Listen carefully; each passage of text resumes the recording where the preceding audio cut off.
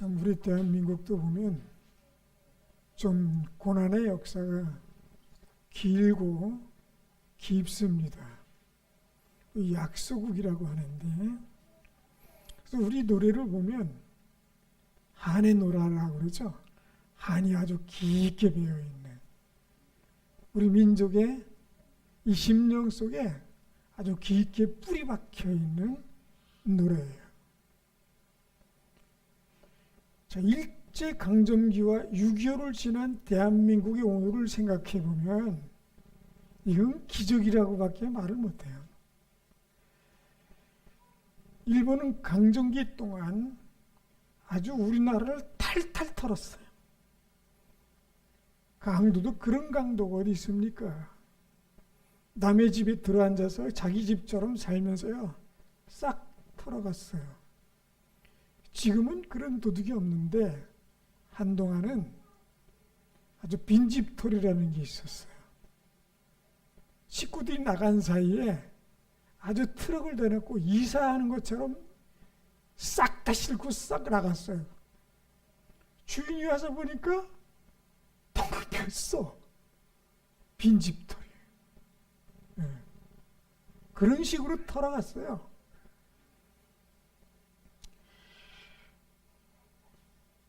특히 우상숭배인 신사참배. 일본은 그 믿는 신이 약 800만 정도 된대요. 그러니까 한마디로 말하면 귀신의 나라예요. 기독교인들에 대한 박해, 구금, 폭행, 살인, 이루 말할 수가 없죠. 그런데 광복되자마자 5년 만에 또다시 6.25가 터졌잖아요. 아니 이게 뭔 난리입니까? 그래서 1950년 6월 25일부터 1953년 7월 27일 휴전할 때까지 전쟁으로 사망, 실종, 포로된 군인이 한국연합군 포함해서 77만 2,608명, 북한은 80만 1,000명, 중공군은 괜히 왔다가 97만 2,000명. 민간인 피해 남북한 공이 남한 100만 명, 북한 100만 명. 인명 피해만 있습니까? 이산가족 1,000만 명. 혹시 이산가족 계신 분들 있으신지 모르겠어요. 그리고 경제적 피해, 남한의 공업시설 40% 파괴. 북한은 더해요. 전력이 70%, 연료공업 89%, 화학공업 70%. 왜 했나 모르겠어요. 북한은 자해라고 그러는데 자기 스스로를 자기가 해를 입힌 거죠. 근데요, 내려오고 올라가고 다시 내려오고 다시 올라가고 참 오르락 내리락 하면서 가만뒀겠습니까? 포탄에 총알에 남아있는 게 없었어요. 그야말로 남한 북한 똑같이 말이죠. 잿더미도 이런 잿더미가 어디 있습니까? 사실은 조선 말기 무능력한 정치 때문에 이미 군인들 월급을 주지 못해서 이미 그 전부터 소란스럽고 시끄러웠던 나라가 일제시대에 탈탈 털렸지요. 그나마 남아있는 거 6.25 때 완전히 끝장났죠. 뭐가 남았겠습니까? 혹시 그때 그 이전에 사셨던 분은 없을 거예요. 그래서 대부분 6.25 이후에 태어났으니까요. 그땐 낫나요? 솔직하게 뭐가 있었나요? 제가 초등학교 때만 해도 그거 점심 때 애들이 밥을 못 먹고 도시락 못 사온 애들이 부지기수였어요. 그래서 옥수수빵 그걸로 끼니 때우는 아이들이 참 많았거든요. 예. 그게 우리나라 형편이었단 말이에요. 그러니 조선 말기, 일제강점기, 6.25. 이야, 거의 그러니까 100년 가까이 싹 털린 거예요. 이 대한민국이. 한마디로 말하면. 근데 지금 생각해 보세요. 이게 기적인 거예요. 우리 눈으로 그 발전된 것을 봤어요. 보고 자랐어요. 지금 냉장고 없는 집 한번 들어보세요. 냉장고 없다 그러면 어디서 갖다 주기도 해요. 그 길가에 잘 눈 뜨고 보면 냉장고 몇 개씩 있습니다. 제가 아침마다 이렇게 교회까지 왔다가 운동을 저쪽에서 돌아가는데요. 나오는 게 뭐냐 하면 냉장고, 그 다음에 전자레인지, 침대 특히 많이 나와요. 필요하면 얘기하세요. 제가 알려드릴게요. 침대 많이 나와요. 보통 하루에 한두 개씩은 놓이는 것 같아요. 기본으로. 혹시 침대가 없거나 잠자리가 불편하거나 잠을 잘 못 주무시거나 그럼 얘기를 하세요. 저도요. 여기로 이사 온데 작년 11월부터 올해까지요. TV를 2개 주었거든요. 하나는 LG, 하나는 삼성이에요. LG 거는 잘 나온 것 같아서 평창을 보냈더니 그건 나왔다 안 나왔다 한대요. 근데 그 하나 주운 거 삼성은 잘 나와요. 지금까지 있어요. 예. 뭐 큰 건 아니에요. 그래도 한 34인치인가요? 볼만해요. 지금까지 보고 있습니다. 이게 지금 우리나라가 얼마나 발전했는 건지 우리는 상상을 못 하잖아요. 그런데 정말 아무것도 없던 세계에서 두 번째로 가난한, 이게 어느 정도 가난한 건지 이미 까마득해요. 지금 굶는 사람이 없어요. 가끔 굶어서 죽었다는 사람도 나오기는 해요. 만약에 그런 사람이 나왔다. 그럼 나라가 발칵 뒤집히잖아요. 도대체 정부가 뭐 있느냐. 대통령까지 욕먹어요. 어떤 때는. 대통령이 그랬겠습니까만 그 밑에 공무원들이 잘해야죠. 자, 그런데 도대체 우리는 왜 이렇게 어려운 과정을 거쳤어야만 했을까요? 가만히 보세요. 참 묘한 게요. 조선 말기, 일제시대, 6.25, 공산주의. 가만히 보면 이 세 정권들이 정말 싫어하는 대상이 있어요. 기독교예요. 뭔가 좀 감이 오지 않으세요? 왜 유독 기독교를 싫어했을까요? 기독교 단체를 말살시키려고 일제도 그렇고요. 공산당의 제일 첫째 목표가 뭐냐면 기독교예요. 기독교만 공산주의가 장악했다 하면 제일 먼저 차단 제1순위가 기독교예요. 이상하잖아요. 다 이게 영적인 것인데요. 기독교를 말살하고자 하는 목표를 가지고 있는 아주 강한 욕구를 가지고 있는 존재가 하나 있어요. 누구죠? 모르는 건 아니죠. 그냥 차마 뭐 그걸 모르겠습니까 하고 얼굴들을 보니 다 그런 표정이에요. 그걸 뭐 물어봅니까? 알아서 하세요. 뭐 그런 표정이지요? 막이죠. 지금 우리 대한민국이요. 기독교를 엄청 비판합니다. 여러 가지 이유가 있지만 잘해도 욕먹는 거예요. 조선 말기에 기독교를 박해했던 가장 큰 원인은 뭐냐면 세상에 저렇게 싸가지 없는 종교가 있을까? 아니 제사를 안 드린단 말이야? 뭐 이거. 그 다음에 사람의 피를 먹는데 여러분 사람 피 드셔보신 적 있어요? 우리는 그냥 선창식만 할 뿐이에요. 포도주를 일컬어 예수 그리스도 피라 그러니까 피를 먹는 거예요. 듣는 사람들은 피를 마신 걸로 듣는 거예요. 그리고 예수님의 살을 먹는 거예요. 인간의 살을 먹는다고 생각한 거예요.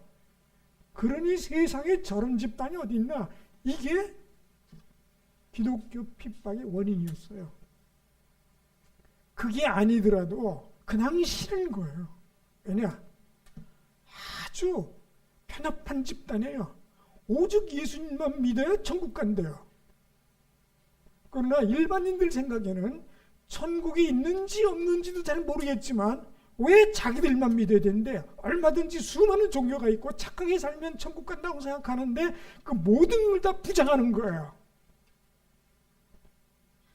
그러니 싫을 수밖에요.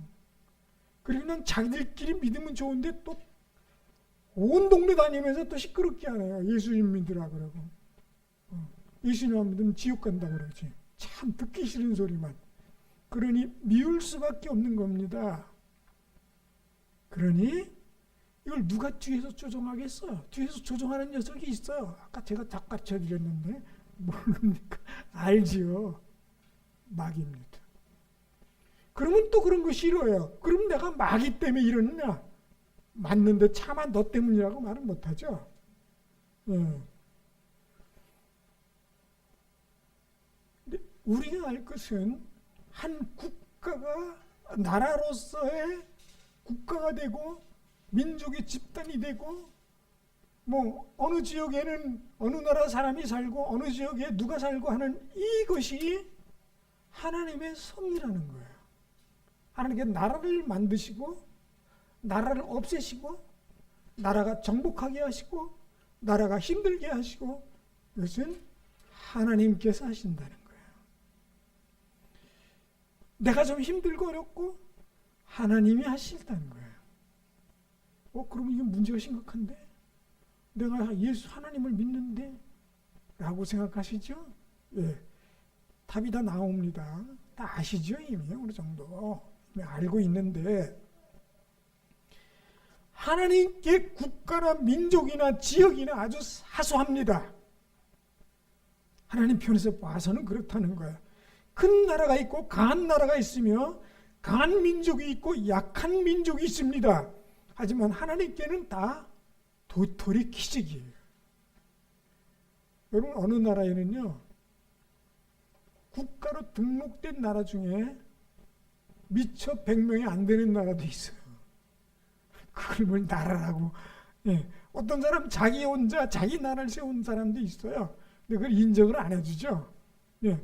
자기가 땅을 샀어요. 이건 내 나라라 그러고는 등록을 하려고 그래요. 등록이 되나요? 참. 그런데 성경은 이렇게 말씀합니다. 오늘 읽었던 말씀 중에 하나인데 예레미야 11장 6절 하반전에 이스라엘 족속아 진흙이 토기장의 손에 있음같이 너희가 내 손에 있느니라. 이사야서 40장 15절에 보라 그에게는 열방의 통에 한 방울 물과 같고 저울의 작은 티끌 같으며 섬들은 떠오르는 먼지 같다. 제일 큰 섬이 어딘지 아세요? 섬의 기준, 섬과 대륙의 기준 그게 호주인데 호주도 하나님께서 보실 때는 작은 먼지 같다는 거예요. 그만큼 하나님께는 아무리 큰 나라도 별거 아니라는 거예요. 미국이요? 제일 강력한 나라죠. 그런데 하나님께는 저울의 한 먼지 같다는 거예요. 이 세상에 제일 큰 땅을 가지고 있는 나라가 소련이에요. 그래도 하나님께서 보실 때는 작은 먼지 같다 그겁니다. 세상의 기준으로는 국력은 군대의 수나 무기의 질로 판단합니다. 그러나 하나님께서 보실 때는 무엇으로 판단하시느냐? 믿음의 질로 보시는 거예요. 믿음의 질로. 시편 33편 16절 16절에 이렇게 말씀하고 있습니다. 많은 군대로 구원 얻은 왕이 없으며 용사가 힘이 세어도 스스로 구원하지 못하는도다. 구원하는데 군마는 헛되며 군대가 많다 하도 능히 구하지 못하는도다. 또 이사야 46장 11편 이사야 46장 11절 하반절에 보니까 내가 말하였은즉 반드시 이룰 것이요 기억하였은즉 반드시 시행하리라. 그러니까 하나님은 이런 분인 것을 알고 있어요. 그러나 머리로 알고 있는 것보다 마음으로 확신하는 것이 중요합니다. 여러분, 크고 강한 나라가 큰 권력을 가지고 큰 일을 하는 것, 그 상식이에요. 하나님은 그러나 그 상식을 뒤집는 분이죠. 이것을 뛰어넘어 아주 새로운 것을 만드시는 분인데, 고린도전서 1장 20절 29절에는 이렇게 되어 있습니다. 그러나 하나님께서 세상에 미련한 것을 택하사 지혜 있는 자들을 부끄럽게 하려 하시고 세상의 약한 것들을 택하사 강한 것들을 부끄럽게 하려 하시며 하나님께서 세상에 천한 것들과 멸시받는 것들과 없는 것들을 택하사 있는 것들을 폐하려 하시나니 이는 아무 육체도 하나님 앞에서 자랑하지 못하게 하려 하심이라. 내가 부족하고 못나고 이랬다. 하나님께서는 그 사람을 기뻐하셔서 들어서 강하게 하신다는 거예요. 내가 그래도 좀 잘났지 혹시 이런 분들 계세요? 뭐 괜찮은 분들이 꽤 있어요. 혹시 그렇지 못한 분도 있어요? 이 교회는 말고요. 저 옆교회 가면 가끔 부족한 분이 있어요. 네, 그런 분들 하나님께서 강하게 들어 쓰신다는 거예요. 여러분들 하나님께서 강하게 들어 쓰시고 계세요. 네. 그리고 앞으로도 그렇게 쓰실 겁니다.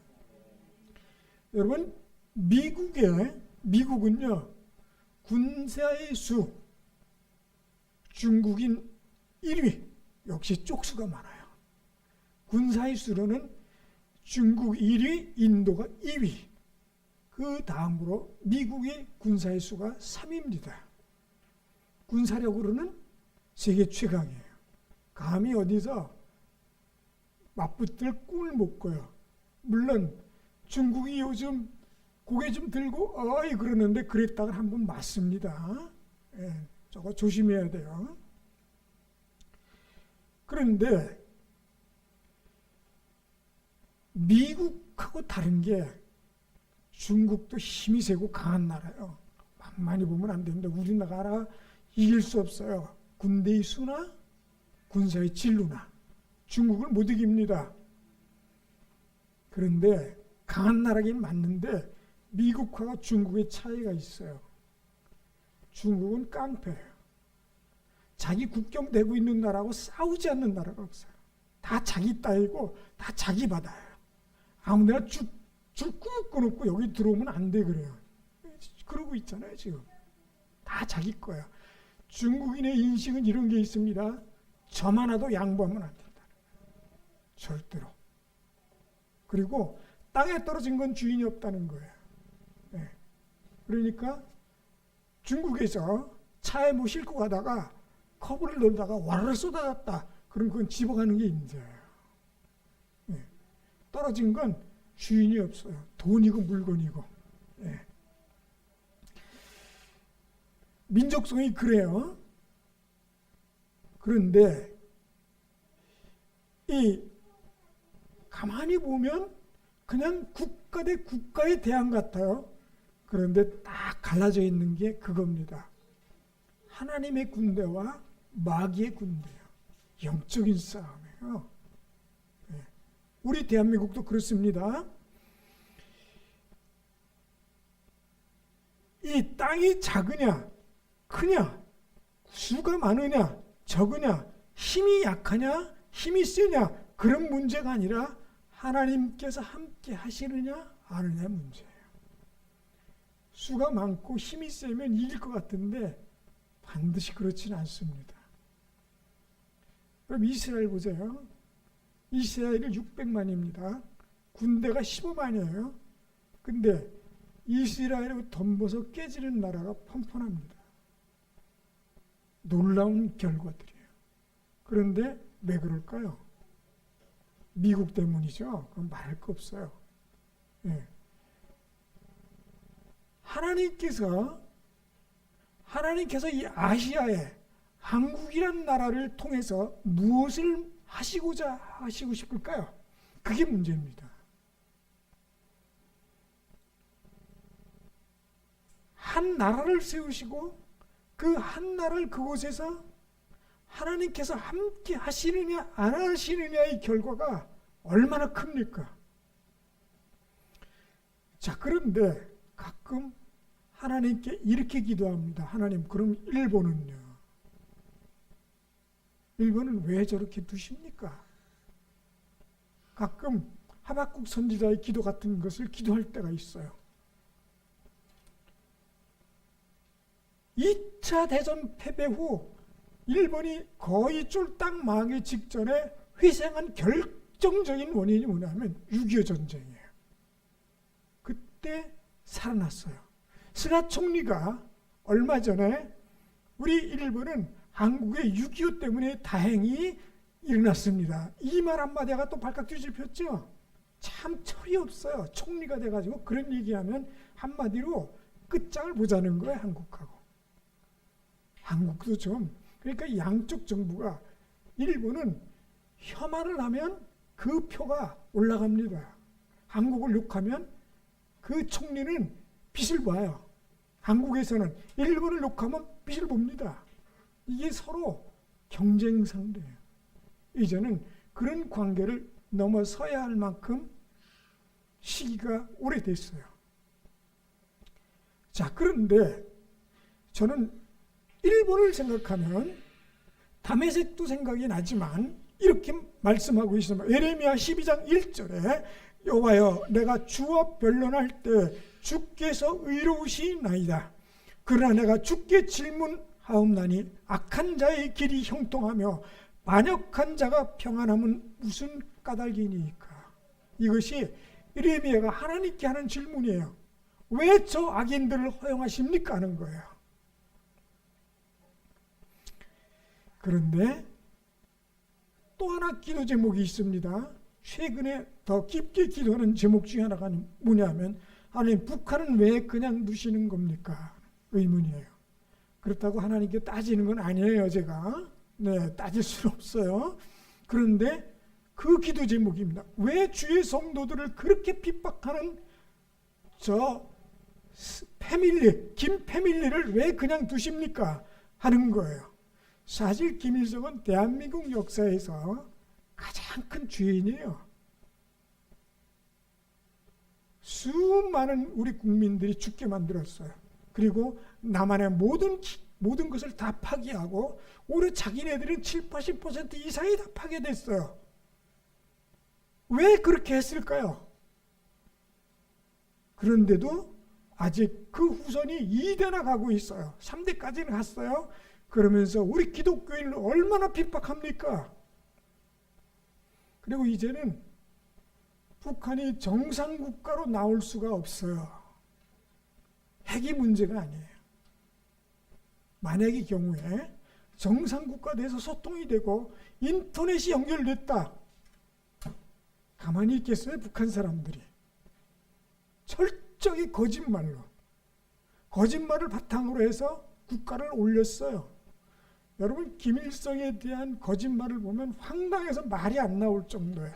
그런데 가끔 인터넷에 보면 이런 내용이 있습니다. 김일성 장군이 실제로 존재했고 그 김일성이 그 김일성일 수 있다라고 말을 해요. 물론 김일성 장군 실제로 있었습니다.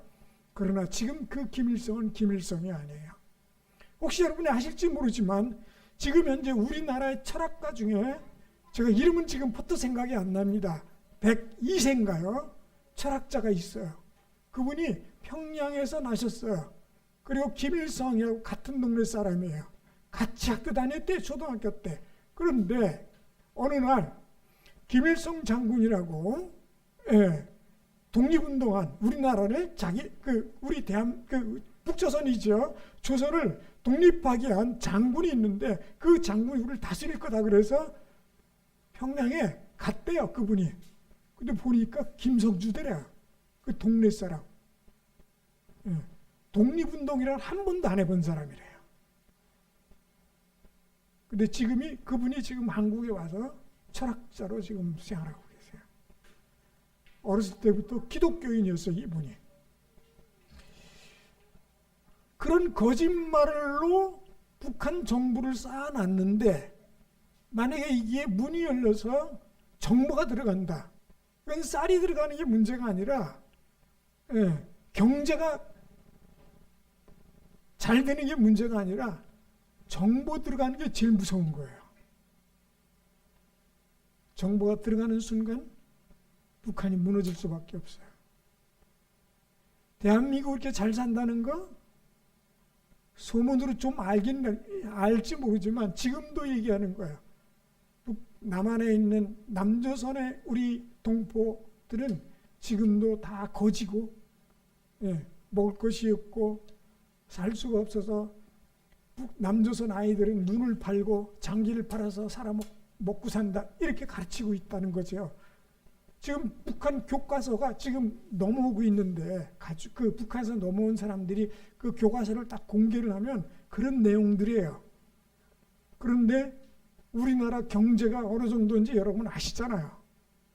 세계 2020년도에 9위로 올라섰어요. 다 어렵잖아요. 다 어려운데도 우리가 9위예요.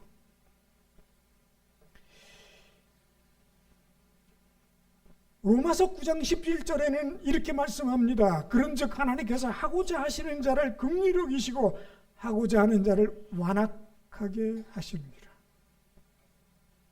하나님께서 왜 그냥 두시는지는 모릅니다. 왜 저렇게 완악하게 하시는지 모릅니다.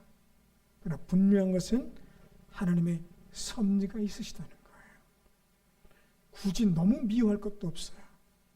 중국도 그렇고 일본도 그렇고 우리에게 필요해서 그리하신 걸 거예요. 분명히. 동의하기 좀 어렵겠죠. 그죠? 그런데 성경은 이렇게 말합니다. 오늘 본문에도 있습니다. 하나님께서 사랑하시는 자를 쇠 풀무에서 담그신다. 단련하시는 거예요. 사랑하실수록 왜요? 찢기를 완전히 빼내야 되니까. 한 번뿐 아닙니다. 2번, 3번, 가장 순수하게는 9번. 그러면 99.99%의 순수한 금과 은이 나온다잖아요. 그래야 하나님께 쓰임받는 사람이 되는 거예요.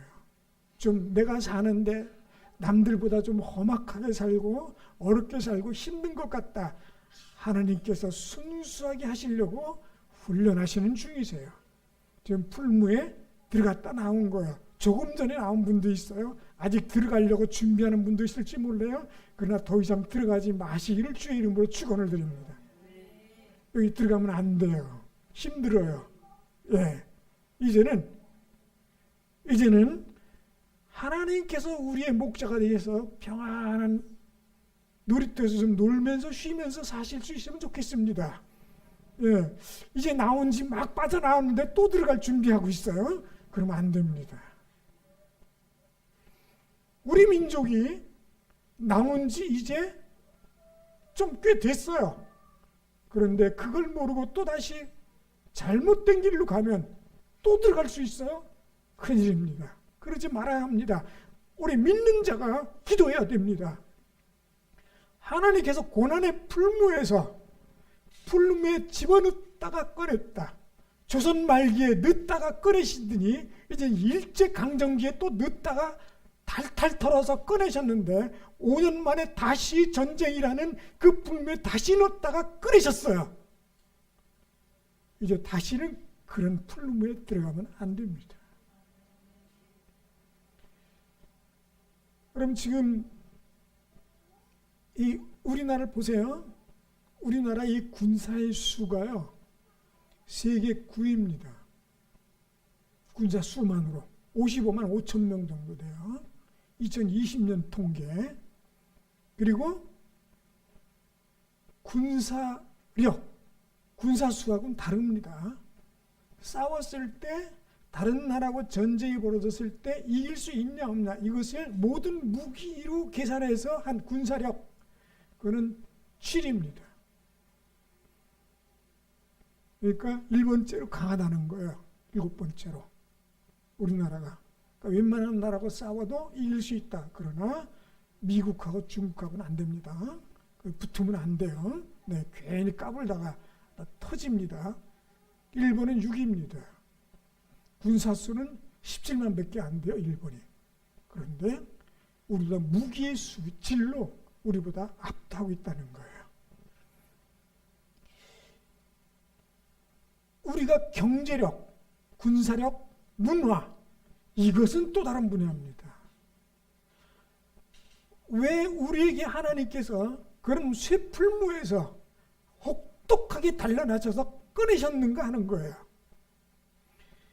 이사야서 48장 10절에는 이렇게 말씀합니다. 보라, 내가 너를 연단하였으니 은처럼 하지 아니하고 너를 고난의 풀무불에서 택하였노라. 많이 아팠어요. 우리 민족이. 거의 솔직히 말하면 중국의 속국처럼 우리나라의 세자를 책봉하는 것도 중국으로부터 허가를 받아야 세자가 됐어요. 매년 수많은 아가씨들을 중국의 조공으로 바쳤고 많은 물질을 바쳤어요. 그게 우리나라예요. 미국하고 미국 떠나라 그러지만 미국이 그런 걸 요구합니까? 물론 좀 무기는 좀 팔아먹으려고 그러긴 해요. 그러나 무기도 미국 무기를 팔아주는 게 맞죠. 솔직하게. 중국에서 사올 겁니까? 북한 거 사올 거예요? 소련 걸 사와 합니까? 그건 아닙니다. 아직 우리나라가 아직 무기 시장에서는 탑을 안 해요. 이제 비행기는 만들지만 전투기를 만들지만 전투 엔진은 못 만듭니다. 그는 사와야 돼요. 전투 엔진을 사오는데 어디서 사오느냐? 미국, 영국, 프랑스밖에 못 만든대요. 예. 그러니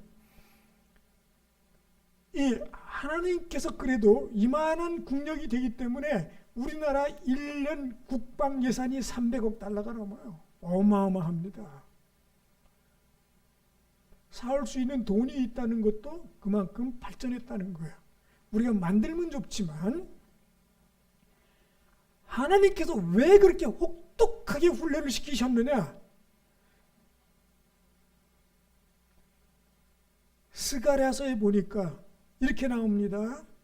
전에 주께서 주의 종 선지자들로 명하여 이르시되 너희가 가서 얻으려 하는 땅은 더러운 땅이니 이는 이방 백성들이 더럽고 가증한 일을 향하여 이 가에서 저가까지 그 더러움이 채웠습니다. 자, 보세요. 조선 말기 일제시대 6.25 지나면서 하나님께서 우리 국민을 혹독하게 훈련시키셔서 강하게 하신 가장 중요한 원인은 뭐냐면 영적인 훈련이에요. 그러면서 그 세계 혹독한 과정 중에서 가장 발전한 게 뭐냐? 기독교예요. 기독교입니다. 그리고 그 기독교가 발전함과 동시에 경제도 같이 발전합니다. 문화도 같이 발전해요. 예. 새롭게 하시고 축복하신 하나님께서 영적으로 훈련되지 않은 사람에게 축복은 물질의 부흥은 그는 저주와 같아요. 하나님께 주신 재물을 귀신을 위해서 바쳐요. 우상에게 바칩니다. 더 큰 우상을 만듭니다. 세계에서 제일 큰 우상이 어디 있느냐? 일본에 있어요. 제가 지금 그때 일본에 가서 보고 왔는데요. 와, 세상에 석가를 만들어 놨는데 그 높이가 몇 미터쯤 되려나요? 30m인가 50m인가요? 와, 어마어마하게 크게 만들어 놨어요. 네. 하나님께서 성경에 말씀하실 내가 너에게 준 은과 금을 가지고 우상에게 바치냐? 하나님께서 그 땅을 더럽다고 평하신 거예요. 하나님께서는 복음이 왕성해지면서 그 땅을 정화하시는 겁니다. 참 아이러니하게도 북한은 공산주의가 되면서 그 땅을 완전히 깨끗하게 딱 정리해 놨어요. 우상 다 없앴지요. 기독교도 물론 말살했지만 모든 종교를 다 끝장냈어요. 하나님께 기도하는 것이 있습니다. 제가 하나님 이왕 저렇게 된 거 거룩한 땅이 되게 해주십시오. 우상이 그 땅에 남아있지 않도록, 박수와 무당이 생존하지 못하도록, 점술자, 복술자와 점치는 자가 그 땅에 남아있지 않도록, 철학관이 다시는 땅에 발을 붙이지 못하도록. 그렇게 되면 하나님께서 이 마지막 때 귀하게 쓰임받는 나라가 될 겁니다.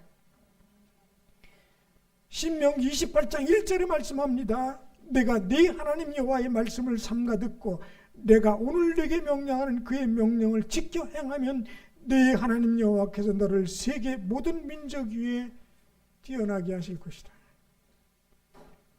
하나님께서 우리 그리고 여러 성도분들을, 여러분의 가정을 세계 민족 위에 뛰어난 가정, 그런 국가를 만드실 준비를 이미 우리를 풀무 속에 넣다 꺼냈다면서 말갛게 하신 겁니다. 이제 좀 깨끗해져야 되는데 아직도 좀 때가 많아요. 또 들어가지 말고 들어가기 전에 미리미리 좀 닦아야 합니다. 얼마나 아파요. 얼마나 혹독합니까? 얼마나 괴롭습니까? 얼마나 고통스럽습니까? 더 이상 한이 되는 그런 일은 없어야 합니다. 우리 믿는 자가 먼저 영적으로 깨끗해져야 됩니다.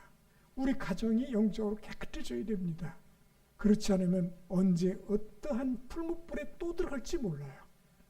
이제 그런 것이 우리 기도 제목이 되어야 하고 우리가 영적으로 그렇게 되기를 주의 이름으로 축원을 드립니다. 다시 기도합니다. 주님, 이제 풀무불에 들어가지 않고도 깨끗하고 정결하게 순결하게 될 수 있도록 저희를 주의 성령으로 뜨겁게 하시며 새롭게 하여 주시옵소서. 예수님 이름으로 기도드립니다.